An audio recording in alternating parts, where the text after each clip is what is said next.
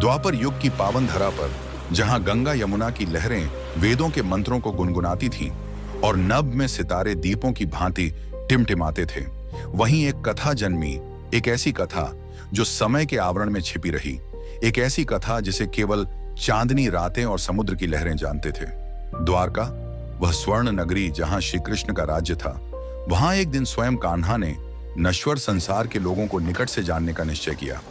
वे राजसी वेश त्याग कर साधारण वेशभूषा में नगर की गलियों में विचरने लगे। उनके नेत्रों में वही दिव्य ज्योति थी, परंतु कोई उन्हें पहचान न सका। सुगंधित बाजारों में जीवन उमड़ता घुमड़ता था।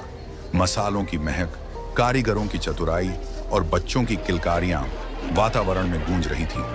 परंतु इस आनंदमयी दृश्य के बीच कान्हा के कानों में एक धीमी सिसकी पड़ी। एक वृद्धा फटे वस्त्रों में लिपटी अपने कांपते हाथों में आधा खाया हुआ फल थामे रो रही थी। कृष्ण उसके पास गए और कोमल स्वर में बोले, मां, तुम्हारे हृदय में यह शोक क्यों? वृद्धा ने सिर उठाया, परंतु वह नहीं जान सकी कि वह स्वयं साक्षात श्री कृष्ण से बात कर रही थी।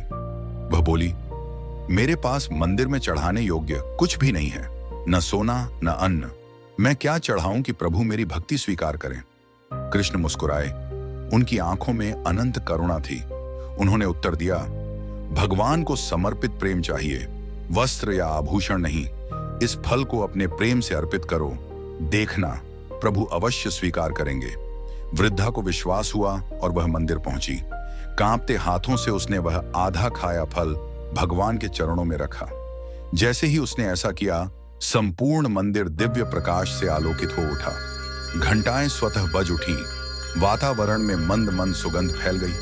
पुजारियों की आंखें विस्मय से फैल गईं। ये क्या चमत्कार था?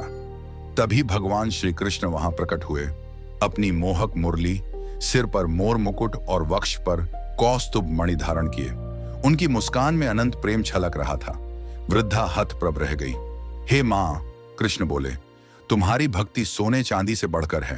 भगवान को बाहरी भेंटों की आवश्यकता नहीं, केवल सच्चे प्रेम की आवश्यकता होती है। वृद्धा की आंखों से अश्रुधारा बहने लगी, परंतु वे आंसू दुख के नहीं, अपार आनंद और भक्ति के थे।